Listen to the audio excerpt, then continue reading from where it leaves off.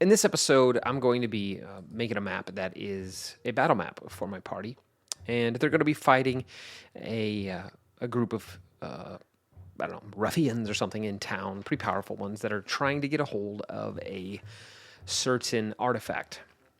So at the beginning of this campaign, I opened this campaign with my kids with a battle in a sewer. And they were fighting in this sewer, and at the end of the battle, after pretty easy fight, I had my kids start this campaign at level 10 so that they could play some higher end characters for once, because we tend to get started and they have friends or family that want to play, and it inevitably doesn't work out where everybody's able to play the amount that they want. So we end up not continuing on with the adventure, so they don't get past level 5 or 6. So we started this at level 10. It took us forever to make level 10 characters. Literally the whole first time we got together, we were going to do a session, but it was just making sure everybody's characters were correct and leveled up, which is fine, whatever. But now that they have level 10 characters, I started them out in a sewer fighting some pretty scary monsters. One was a creature from one of Kobold Press books. I can't remember what it's called right now,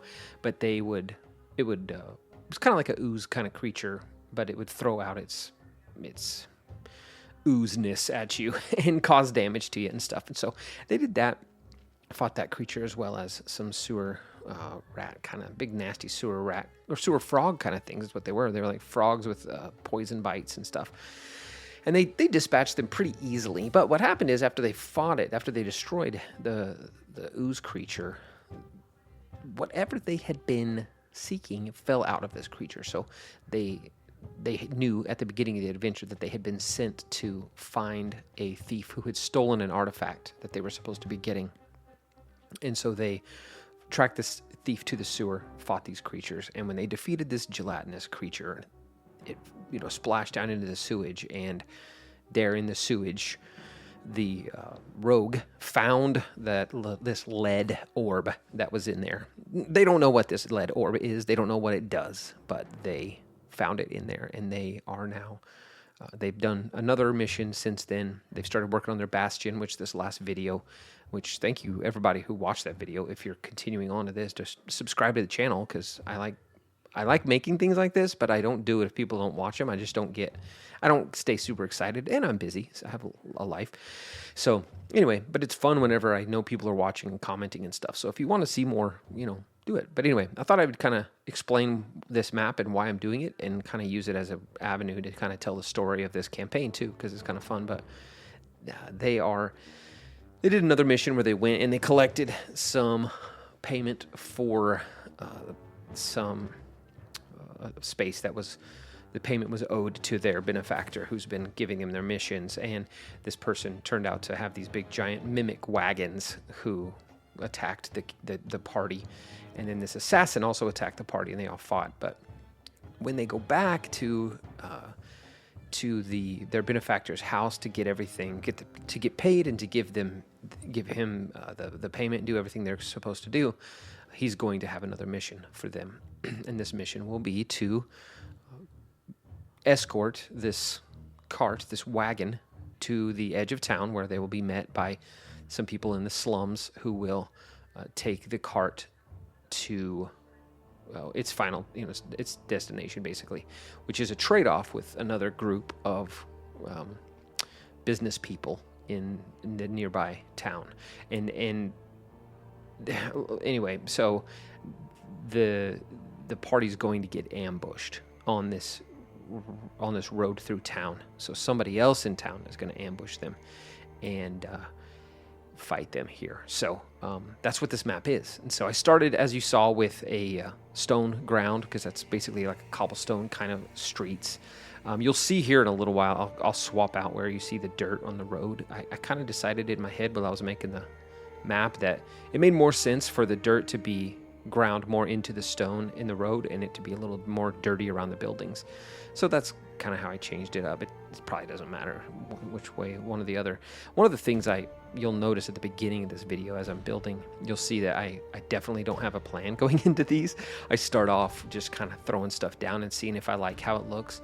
and then I just build from there. And that first building turned out to be kind of a fun, like almost centerpiece already, where I was like, hey, sick, that's a cool looking thing. And so I imagine it to be some sort of like, I don't know if it's a headquarters or maybe it's just something like it almost looks kind of like a temple, but I think more the part of town they're going to be in is a place called Darkwatch, and it's going to be a little more like where larger businesses kind of gather, like a town hall for that part of the big city, if that makes sense. So almost like a chamber of commerce. So that's kind of what it's going to be there, like a longhouse situation. And so as they're fighting or as they're traveling through here, they will get ambushed. And when they get ambushed there, we'll see how that goes. That'll be a fun little fight. But I haven't even decided what the makeup of the party is going to be that ambushes them yet at this point. But it'll be cool. So I did start off with just kind of throwing some buildings down and just thinking, hey, okay, so I want these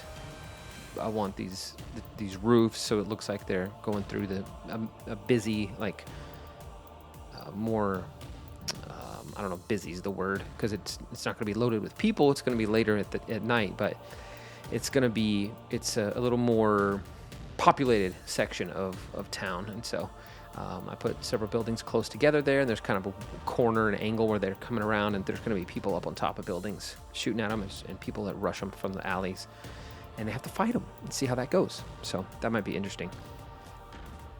So I'm using light here though, and you'll see at the end I'm really working more with the light because I wanted it to feel like any light on the map is just from kind of the overglow of the city, just the orange light of the fires that are lit in the city to kind of light things up. You'll see here I'm trying to play with ladders because I want to have a way for them to think about maybe climbing up on top of the buildings and stuff. Plus there'll be some bad guys on that building, I think, so maybe they'll try to jump up there and use it. I don't know, maybe not, but it's just an idea that, hey, there's a ladder here, I'm going to use that. Just give them little things to play with. You'll also see I put a couple kitty cats down because my kids are going to love that. Just if they notice those, it's kind of like an Easter egg for them, right? Like, ooh, look, there's a kitty cat.